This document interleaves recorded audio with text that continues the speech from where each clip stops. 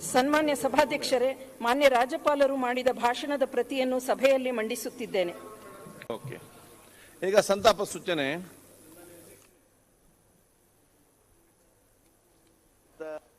ಅಂಶವನ್ನ, ವಿಷಯವನ್ನ, ಘಟನೆಯನ್ನ ಅತ್ಯಂತ ನೋವಿನಿಂದ ಇಲ್ಲಿ ಸಂತಾಪ ಸೂಚನೆ ಮಾಡಿದ್ದೀರಾ? ತೀರ್ಗೊಂಡವ್ರಿಗೆ ಸಂತಾಪ ಸೂಚನೆ ಮಾಡಕ್ಕೂ ವಿರೋಧ ಮಾಡ್ತಾವಲ್ಲ. ಏನು ವಿಷಯ ಕೇಳುವ? ಅವರೇ ಮಾಡೋದು, ಅವರೇ ಮಾಡೋದು, ಅವರೇ ಅಪರಾಧಿ ಇವತ್ತು. ಅವರೇ ಅಪರಾಧಿ.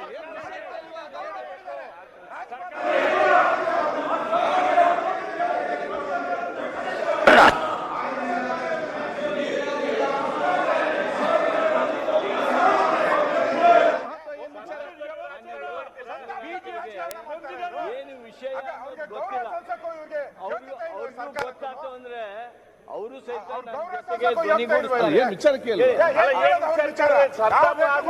ಅವ್ರು ಕೊಟ್ಟಿದಾರ ಲೆಟ್ರು, ಸಂತಾಪ ಮಾಡಿ. ಈಗ ಈಗ ಸಂತಾಪ ಸೂಚನೆ ತಕ್ಕೋ ಸಂದರ್ಭದಲ್ಲಿ ಲಾ ಮಿನಿಸ್ಟರ್ ಅವರು ಏನೋ ವಿಚಾರ ಅಂತ ಕೇಳಿ.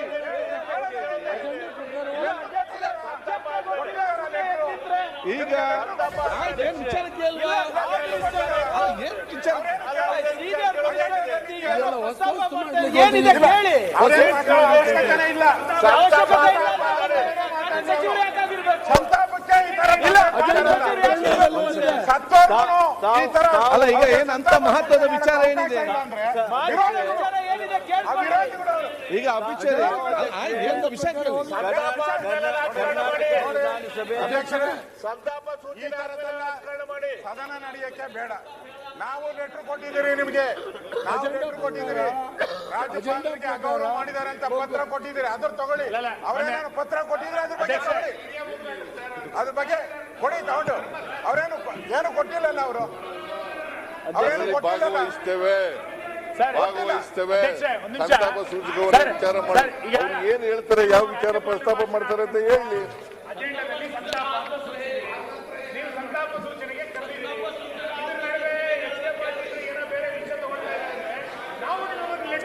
ಆಯ್ತು, ಈಗ ಆಯ್ತು, ಈಗ ನಮ್ಮಲ್ಲಿ ಕೂತದೆ. ಆಯ್ತು, ಒಂದ್ ಸೆಕೆಂಡ್.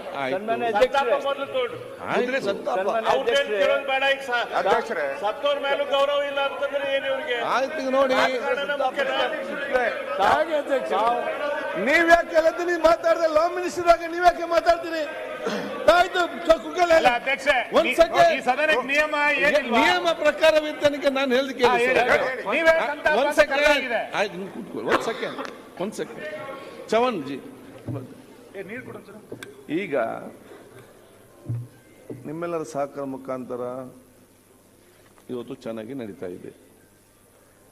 ಈಗ ನಮ್ಮ ಇದರ ಪ್ರಕಾರ ಅಭಿಚರಿ ನಾವು ತಗೊಂಡಿದ್ದೇವೆ. ಆ ಮಧ್ಯದಲ್ಲಿ ಸರ್ಕಾರದ ಲಾ ಮಿನಿಸ್ಟರ್ ಏನೊಂದು ವಿಚಾರ, ಅದು ಏನಂತ ನಾವು ರಾಜಕಾರಣ ಆಮೇಲೆ ಮಾತಾಡ್ಲಿರಿ. ರಾಜಕಾರಣ ಯಾರು ಮಾತಾಡಿದಾರೆ? ರಾಜಕಾರಣ ಸೂಚನೆ ಮಾಡ್ಲಿ. ಸಂತಾಪ ಸೂಚನೆಗೆ ಮುಂಚೆ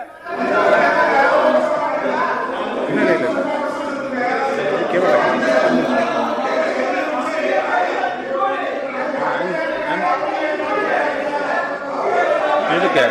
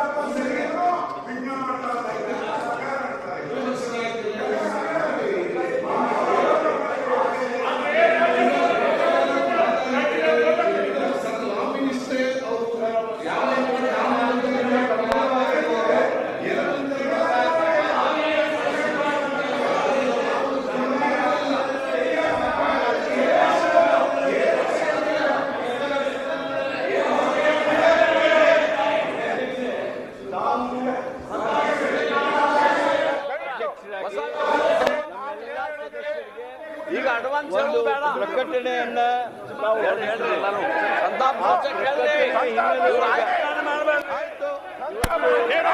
ರಾಜ್ಯಪಾಲರ ಭಾಷಣ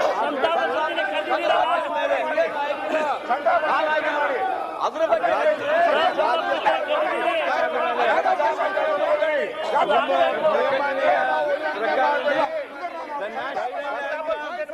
national on the conclusion of the address, the national anthem will again be played on the conclusion of the address. When the address was concluded, Congress His Excellency he goes away. Is that the right thing? How can he go without how can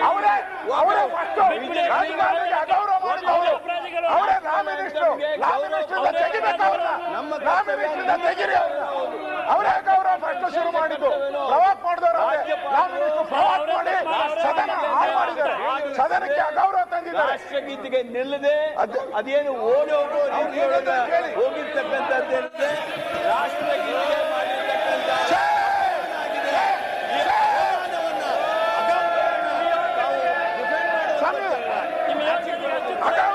ಅಗೌರವ ಮಾಡಿದ್ದಾರೆ ಸಂವಿಧಾನಕ್ಕೆ ಅವರು ಅಗೌರವ ಮಾಡಿದ್ದಾರೆ ಇಂಥ ಲಾ minister ಇಲ್ಲಿ ಇರೋ ಅವಶ್ಯಕತೆ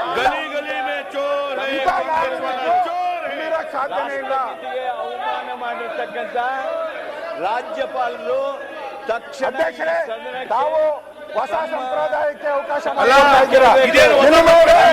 ಸಂತಾಪ ಸೂಚನೆಯನ್ನ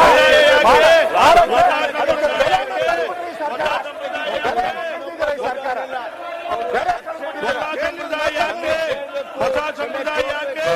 ಅಲ್ಲಿವರೆಗೆ ನಾವು ಈ ಸದನ ಚರ್ಚೆ ಮಾಡಬೇಕಾಗಿತ್ತು ಅಧ್ಯಕ್ಷರೇ ಆದ್ದರಿಂದ ನಾನು ಯಾಕೆ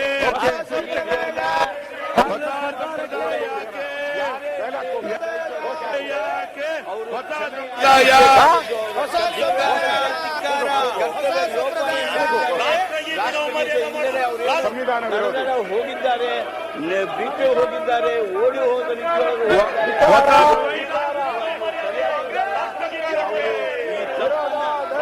ಸಂವಿಧಾನ ವಿರೋಧಿ ಕಾಂಗ್ರೆಸ್ ಸರ್ಕಾರಕ್ಕೆ ಕಾನೂನಿದೆ ನಮ್ಮ ಇತ್ತೀಚಿನ ಕ್ರಿಮಿನಲ್ ಲಾನೊಳಗೂ ಸಹಿತ ನ್ಯಾಷನಲ್ ಆಂಥಮ್ಗೆ ಹೇಗೆ ಗೌರವಿಸಬೇಕು ಅಂತಿದೆ ಇದೆಲ್ಲ ಇರುವಂತ ಈ ಸಂದರ್ಭದೊಳಗೆ ರಾಷ್ಟ್ರಗೀತೆಗೆ ಅವಮಾನ ಮಾಡಿರ್ತಕ್ಕಂಥ ರಾಜ್ಯಪಾಲರಿಗೆ ನಾ ಈ ಸಂದರ್ಭದಲ್ಲಿ ಸದನದ ಮೂಲಕ ವಿನಂತಿ ಮಾಡ್ತೀನಿ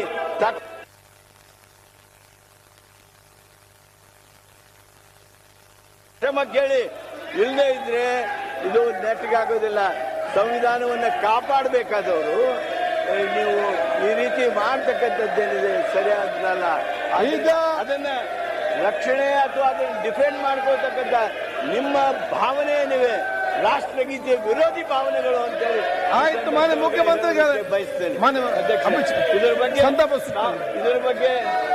ಇದ್ರ ಬಗ್ಗೆ ತಾವು ಒಂದು ವಿಶೇಷವಾಗಿರ್ತಕ್ಕಂಥ ತಮ್ಮ ನಿರ್ಣಯವನ್ನು ಕೊಡಬೇಕಾಗ್ತದೆ ಅದನ್ನು ಕೊಡಬೇಕು ಅಂತ ಹೇಳಿ ನಾನು ನಿಮ್ಮಲ್ಲಿ ಅರಿಕೆ ಮಾಡ್ಕೊತೀನಿ ಮಾನ್ಯ ಮುಖ್ಯಮಂತ್ರಿ ಸಂತಾಪ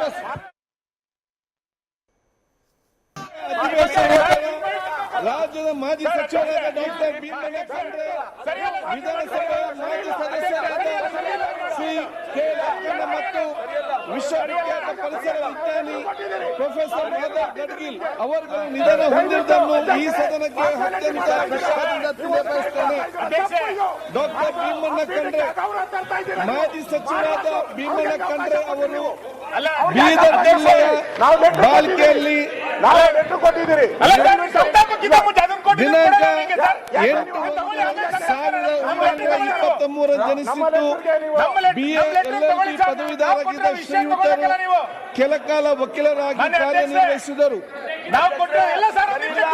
ಶಾಂತಿವರ್ಧಕ ಶಿಕ್ಷಣ ಸಂಸ್ಥೆ ಸ್ಥಾಪಿಸುವ ಮೂಲಕ ಗಡಿಭಾಗದ ಮಕ್ಕಳ ಶೈಕ್ಷಣಿಕ ಪ್ರಗತಿಗೆ ನಾಂದಿ ಹಾಡಿದ ಶ್ರೀಯುತರು ನೂತನ ಅನುಭವ ಮಂಟಪ ನಿರ್ಮಾಣ ಕಾರ್ಯದಲ್ಲಿ ತಮ್ಮನ್ನು ತೊಡಗಿಸಿಕೊಂಡು ಸ್ವತಃ ಕಲ್ಲು ಮಣ್ಣು ಹೊತ್ತು ಕಟ್ಟಡ ಕಾಮಗಾರಿಯನ್ನು ಪೂರ್ಣಗೊಳಿಸಿ ಸಹಕರಿಸಿದರು. ಬೀದರ್ನಲ್ಲಿ ನೆನೆಗುದ್ದಿಗೆ ಬಿದ್ದಿದ್ದ ಬೀದರ್ ಸಕ್ಕರೆ ಕಾರ್ಖಾನೆ ಮತ್ತು ಮಹಾತ್ಮ ಗಾಂಧಿ ಸಕ್ಕರೆ ಕಾರ್ಖಾನೆಯನ್ನು ಆರಂಭಿಸುವ ಮೂಲಕ ರೈತರಿಗೆ ನೆರವು ನೀಡಿದರು. 1946-47 ಅವಧಿಯಲ್ಲಿ ಸ್ವಾತಂತ್ರ್ಯ ಹೋರಾಟಕ್ಕೆ ಧುಮುಕಿದ ಶ್ರೀಯುತರು ನಂತರ ದಿನಗಳಲ್ಲಿ ಹೈಕಮಾಂಡ್ ಹೈದರಾಬಾದ್ ಕರ್ನಾಟಕ ವಿಮೋಚನೆಗಾಗಿ ವಿಚಾರಣಾ ಆಡಳಿತ ವ್ಯವಸ್ಥೆ ವಿರುದ್ಧ ಚಳವಳಿ ನಡೆಸಿ ಅಖಂಡ ಕರ್ನಾಟಕ ಉಳಿಯುವಲ್ಲಿ ಮಹತ್ತರ ಪಾತ್ರ ವಹಿಸುವ ಮೂಲಕ ಕರ್ನಾಟಕ ಏಕೀಕರಣ ರೂವಾರಿಸಿದೆ. 1953ರಲ್ಲಿ ಬಾಲ್ಕಿ ಪುರಸಭೆಗೆ ಮೊದಲ ಚುನಾಯಿತ ಅಧ್ಯಕ್ಷರಾಗುವ ಮೂಲಕ ರಾಜ್ಯಕ್ಕೆ ಪ್ರವೇಶ ಶ್ರೀಯುತರು 1962ರಲ್ಲಿ ಬಾಲ್ಕಿ ವಿಧಾನಸಭಾ ಕ್ಷೇತ್ರದಿಂದ ಪ್ರಥಮ ಬಾರಿಗೆ 3ನೇ ವಿಧಾನಸಭೆ ಪ್ರವೇಶಿಸಿ ನಂತರ 4ನೇ ವಿಧಾನಸಭೆಗೆ 6ನೇ ವಿಧಾನಸಭೆ ಹಾಗೂ 7ನೇ ವಿಧಾನಸಭೆಗೆ ಅದೇ ಕ್ಷೇತ್ರದಿಂದ ಪುನರ್ ಆಯ್ಕೆಗೊಂಡ ಒಟ್ಟು 4 ಬಾರಿ ವಿಧಾನ ಸದಸ್ಯ ಸೇವೆ ಸಲ್ಲಿಸಿದರು. 1988 ಮತ್ತು 1994 2 ಬಾರಿ ವಿಧಾನ ಸದಸ್ಯರಾಗಿ ಕಾರ್ಯನಿರ್ವಹಿಸಿದ ಶ್ರೀಯುತರು ಸಾರಿಗೆ ಸಚಿವರಾಗಿ ಕಾರ್ಯನಿರ್ವಹಿಸಿದರು. ಕನ್ನಡ ಶಿಕ್ಷಣ ಜನಪದ ದೀಕ್ಷೆ ಪಡೆದ ಶ್ರೀಯುತರು ಉರ್ದು, ಪಾರ್ಸಿ, ಮರಾಠಿ ಮತ್ತು ಇಂಗ್ಲಿಷ್ ಭಾಷೆಗಳ ಮೇಲೆ ಹಿಡಿತ ಹೊಂದಿದ್ದರು. 30 ವರ್ಷಗಳ ಕಾಲ ಶಾಂತಿವರ್ಧಕ ಶಿಕ್ಷಣ ಸಂಸ್ಥೆ ಅಧ್ಯಕ್ಷ ಶ್ರೀಯುತರು ಅಖಿಲ ಭಾರತ ವೀರಶೈವ ಮಹಾಸಭೆ ರಾಷ್ಟ್ರೀಯ ಅಧ್ಯಕ್ಷರಾಗಿ ಸೇವೆ ಸಲ್ಲಿಸಿದರು. ಪ್ರಸ್ತುತ ಗೌರವಾಧ್ಯಕ್ಷರಾಗಿ ಸೇವೆ ಸಲ್ಲಿಸಿದ್ದರು. ಸುಮಾರು 6 ದಶಕಗಳ ಕಾಲ ರೈತ ಚಳವಳಿ, ಧಾರ್ಮಿಕ, ರಾಜಕೀಯ, ಶೈಕ್ಷಣಿಕ ಕ್ಷೇತ್ರ ಸೇರಿದಂತೆ ಸಮಾಜದ ವಿವಿಧ ರಂಗಗಳಲ್ಲಿ ತಮ್ಮನ್ನು ತೊಡಗಿಸಿದ ಶ್ರೀಯುತರು ರಾಜ್ಯಕ್ಕೆ ಅಪಾರ ಕೊಡುಗೆ ನೀಡಿದರು. ಸ್ವಾಸ್ಥಿಕ ಬದುಕು ರೂಢಿಸಿಕೊಂಡ ಮೃದು ಸ್ವಭಾವ ನೇರ ನಿಷ್ಠಾವಂತ ಸ್ವಾಭಿಮಾನದ ವ್ಯಕ್ತಿಯಾಗಿದ್ದರು. ಬಸವಣ್ಣವರಂತೆ ಬದುಕಬೇಕು, ಸಂಕಷ್ಟ ಎದುರಾದಾಗ ಛತ್ರಪತಿ ಶಿವಾಜಿ ಮಹಾರಾಜರಂತೆ ಹೋರಾಟ ಮಾಡಬೇಕೆಂದು ಗಟ್ಟಿ ದನಿಯಲ್ಲಿ ಪ್ರತಿಪಾದಿಸಿದರು. ಶತಾಯುಷಿ ಸ್ವಾತಂತ್ರ್ಯ ಹೋರಾಟಗಾರರು, ವೀರಶೈವ ಮಹಾಸಭಾದ ಧುರೀಣ ಹಿರಿಯ ಸಜ್ಜನ ರಾಜಕಾರಣ ಡಾಕ್ಟರ್ ಭೀಮಣ್ಣ ಖಂಡ್ರೆಯವರು ದಿನಾಂಕ 16/1/2026 ನಿಧನ ಹೊಂದಿರುತ್ತಾರೆ. ಕೆ ಲಕ್ಕಣ್ಣ ವಿಧಾನಸಭೆ ಮಾಜಿ ಸಚಿವರಾಗಿ ಕೆ ಲಕ್ಕಣ್ಣ ಅವರು ಕುಣಿಗಲ್ ತಾಲೂಕಿನ ಹೊಸೂರು ಗ್ರಾಮದಲ್ಲಿ ದಿನಾಂಕ 7/8/1946 ಜನಿಸಿದರು. ವೃತ್ತಿಯಲ್ಲಿ ಕೈಗಾರಿಕೋದ್ಯಮಿಯಾಗಿದ್ದರು. ಸರಸ್ವತಿ ವಿದ್ಯಾನಿಕೇತನ ನಿರ್ದೇಶಕರಾಗಿ ಕಾರ್ಯನಿರ್ವಹಿಸಿದ್ದರು. 2 ಬಾರಿ ಬೆಂಗಳೂರು ಮಹಾನಗರ ಪಾಲಿಕೆ ಸದಸ್ಯ ಕಾರ್ಯನಿರ್ವಹಿಸಿದರು. ಸಾಮಾಜಿಕ ಕಳಕಳಿ ಹೊಂದಿದ ಶ್ರೀಯುತರು 1989ರಲ್ಲಿ ರಾಜಾಜಿ ನಗರದ ವಿಧಾನಸಭೆ 9ನೇ ವಿಧಾನಸಭೆ ಆಯ್ಕೆಯಾಗಿದ್ದರು. ಹಿರಿಯ ರಾಜಕಾರಣಿ ಕೆ ಲಕ್ಕಣ್ಣ ಅವರು ದಿನಾಂಕ 11/1/2026 ನಿಧನ ಹೊಂದಿರುತ್ತಾರೆ. ಪ್ರೊಫೆಸರ್ ಗಾರ್ಗಿ ಪ್ರಖ್ಯಾತ ಪರಿಸರ ವಿಜ್ಞಾನಿ ಪ್ರೊಫೆಸರ್ ಮಾಧವ್ ಗಾಡ್ಗೀಲ್ ಅವರು ದಿನಾಂಕ 24/5/1942ರಲ್ಲಿ ಪುಣೆ ಜನಿಸಿದರು. ಜೀವಶಾಸ್ತ್ರ ಪಡೆದ ಅವರು ಬೆಂಗಳೂರು ವಿಶ್ವವಿದ್ಯಾಲಯದ ಪ್ರಾಣಿ ಕ್ಷೇತ್ರದಲ್ಲಿ ಸ್ನಾತಕೋತ್ತರ ಪದವಿ ಹಾಗೂ ಹಾರ್ವರ್ಡ್ ವಿಶ್ವವಿದ್ಯಾಲಯದ ಗಣಿತ, ಪರಿಸರ ವಿಜ್ಞಾನ ಮತ್ತು ನಡವಳಿಕೆ ವಿಷಯದಲ್ಲಿ PhD ಪಡೆದಿದ್ದರು. 1973ರಲ್ಲಿ ಬೆಂಗಳೂರಿನ ಭಾರತೀಯ ವಿಜ್ಞಾನ ಸಂಸ್ಥೆ ಸೇರ್ಪಡೆಗೊಂಡು ಪರಿಸರ ಸಂಬಂಧಂತೆ ಬೆಂಗಳೂರಿನ ಭಾರತೀಯ ವಿಜ್ಞಾನ ಸಂಸ್ಥೆಯಲ್ಲಿ ಪಾರಂಪರಿಕ ವಿಜ್ಞಾನ ಕೇಂದ್ರ ಮತ್ತು ಸೆಂಟರ್ ಫಾರ್ ಥಿಯರಿಟಿಕಲ್ ಸ್ಟಡಿ ಸಂಸ್ಥೆಗಳು ಸ್ಥಾಪಿಸುವ ಮೂಲಕ ಭಾರತದಲ್ಲಿ ಆಧುನಿಕ ಪರಿಸರ ಸಂಶೋಧನಾ ಅಧ್ಯಯನಕ್ಕೆ ನಾಂದಿ ಆಡಿದರು. 10 ಹಲವಾರು ಸಮಿತಿ ಸ್ಥಾಪಿಸಿ ಬೆಳೆಸಿದ ಶ್ರೀಯುತರು ಗಡ್ಗಿಲ್ ಸಮಿತಿ ಎಂದೇ ಪ್ರಸಿದ್ಧವಾಗಿದ್ದ ಪಶ್ಚಿಮ ಘಟ್ಟಗಳ ತಜ್ಞರ ಅಧ್ಯಕ್ಷರಾಗಿದ್ದರು. ಪ್ರಧಾನಿಯವರು ವೈಜ್ಞಾನಿಕ ಸಲಹಾ ಮಂಡಳಿ, ರಾಷ್ಟ್ರೀಯ ಸಲಹಾ ಮಂಡಳಿ, ರಾಷ್ಟ್ರೀಯ ಹುಲಿ ರಸಾಯನ ಪ್ರಾಧಿಕಾರ ಸೇರಿದಂತೆ ರಾಷ್ಟ್ರೀಯ ಹಾಗೂ ಅಂತಾರಾಷ್ಟ್ರೀಯ ಮಟ್ಟದ ಉನ್ನತ ಸಮಿತಿಗಳಿಗೆ ಕಾರ್ಯನಿರ್ವಹಿಸಿದರು. ಲೇಖಕ ಹಾಗೂ ಅಂಕಣಕಾರರಾಗಿ ಗುರುತಿಸಿಕೊಂಡ ಶ್ರೀಯುತರು ಇಂಗ್ಲಿಷ್ ಮತ್ತು ಮರಾಠಿ ಪತ್ರಿಕೆಗಳಲ್ಲಿ ಅಂಕಣಗಳನ್ನು ಬರೆಯುವುದರ ಮೂಲಕ ಜೊತೆಗೆ 250ಕ್ಕೂ ಹೆಚ್ಚು ವೈಜ್ಞಾನಿಕ ಸಂಶೋಧನಾ ಪ್ರಬಂಧಗಳನ್ನು ಪ್ರಕಟಿಸಿದ್ದಾರೆ. ಪಶ್ಚಿಮ ಘಟ್ಟಗಳ ಸಂರಕ್ಷಣೆ ಕುರಿತಂತೆ ಅವರು ನಡೆಸಿದ ಪ್ರಯತ್ನಗಳಿಗಾಗಿ ಪರಿಸರ ಸಂಬಂಧಿಸಿದ ವಿಶ್ವಸಂಸ್ಥೆಯ ಅತ್ಯುನ್ನತ ಪ್ರಶಸ್ತಿಯಾದ ಚಾಂಪಿಯನ್ ಆಫ್ ದಿ ಅರ್ತ್ ಗೌರವಕ್ಕೆ ಭಾಜನರಾಗಿದ್ದು ಶ್ರೀಯುತರು ಪದ್ಮಶ್ರೀ, ಪದ್ಮಭೂಷಣ, ಶಾಂತಿ ಸ್ವರೂಪ ಭಟ್ನಗರ್ ವಿಜ್ಞಾನ ಮತ್ತು ತಂತ್ರಜ್ಞಾನ ಪ್ರಶಸ್ತಿ, ವಿಕ್ರಮ ಸಾರಾಭಾಯಿ ಪ್ರಶಸ್ತಿ, ಕನ್ನಡ ರಾಜ್ಯೋತ್ಸವ ಪ್ರಶಸ್ತಿಯ 10 ಹಲವು ಪ್ರಶಸ್ತಿಯಾಗಿದ್ದರು.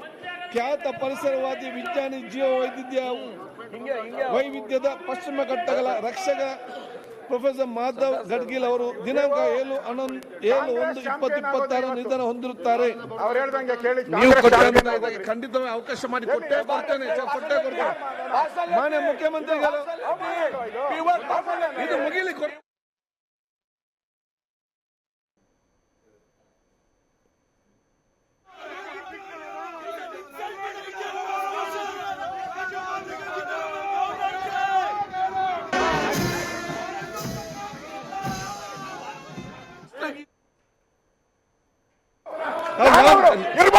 ಹೇಳಿದ್ದಾರೆ.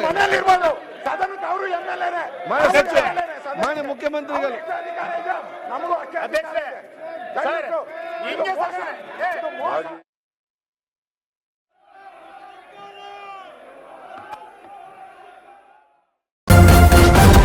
ನ್ಯೂಸ್ ಫಸ್ಟ್ ನಿರ್ಭೀತಿಯಿಂದ ನಿಮ್ಮ ಪರವಾಗಿ.